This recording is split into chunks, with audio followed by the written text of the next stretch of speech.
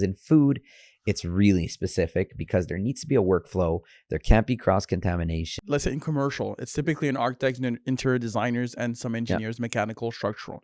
In industrial, I imagine, since there's a lot of specialty equipment, you have different professionals most likely.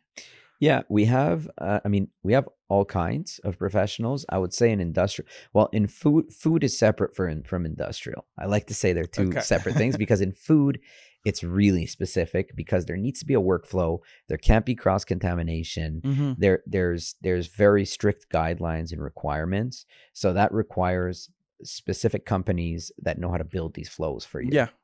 Right. And so there's architects and designers who specialize just in that.